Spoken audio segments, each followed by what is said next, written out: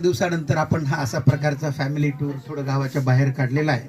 खरं तर ह्याचं श्रेय तुम्हालाच आहे. नाही, नाही. त्यावेळेला आपण सुरुवात केली होती किंवा आपण काहीतरी सगळ्यांनी केलं पाहिजे केलं पण ही एक कविता आहे, फारशी कुठे मी व्यासपीठावरून कधी सादर केली नाहीये, कदाचित तुम्ही ऐकलेली नसेल. कवितेचं नाव आहे कारल्याची खीर आणि कांद्याची पुरणपोळी. अरे रे रे, नाही ऐकले? खाल्ली नसेल.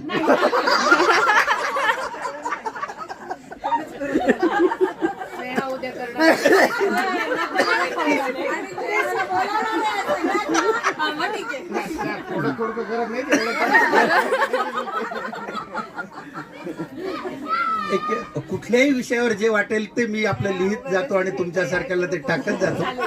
त्याच्यातूनच अशी ती लिहिल्या गेलेली आहे. पहिल्यांदाच सादर करतोय कोणासाठी म्हणून. कवितेचं नाव आहे कारल्याची खीर आणि कांद्याची पुरणपोळी. आता बऱ्याच जणी असं काही माझ्याकडे बघतायत की हा कोणता नवीन पदार्थ आहे, आपल्याला काही नवीन रेसिपी मिळते का? पण ही तशी रेसिपी नाहीये, ही साहित्यिक अंगाने जाणारी आहे. कंटाळवाण्या जिंदगीला हवा असतो बदल, कंटाळवाण्या जिंदगीला हवा असतो बदल, मोकळा श्वास घेतला की जगणं होतं गझल, मोकळा श्वास घेतला की जगणं होतं गझल.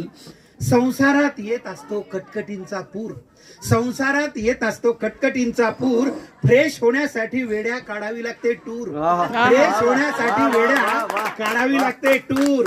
तोच फ्लॅट तीच माणसं नुसता डोक्याला ताप, तोच फ्लॅट तीच माणसं नुसता डोक्याला ताप, सकाळी संध्याकाळी पोळ्या भाकरी थाप, सकाळी संध्याकाळी पोळ्या भाकरी थाप, आपल्याच हातच्या भाज्या खाऊन तिलाही येतो कंटाळा. बरोबर, आपल्याच हातच्या भाज्या खाऊन तिलाही येतो कंटाळा. बाहेर फिरायला गेल्यावर घरात होत नाही घोटाळा, बाहेर फिरायला गेल्यावर बाहेर आज कसे चेहरे टवटवीत दिसतात, कारण दुपारचा स्वयंपाक केला संध्याकाळचा नाहीच नाही, घरी काही नाही म्हणून.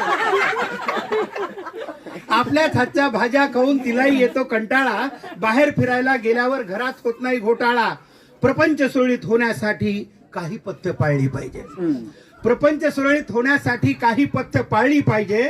नवरा बायको दोघांनाही दुःख वेदना कळली पाहिजे, नवरा बायको दोघांनाही दुःख वेदना कळली पाहिजे. घालून पाडून टोमणे मारून नवरोबाने बोलू नये, घालून पाडून हा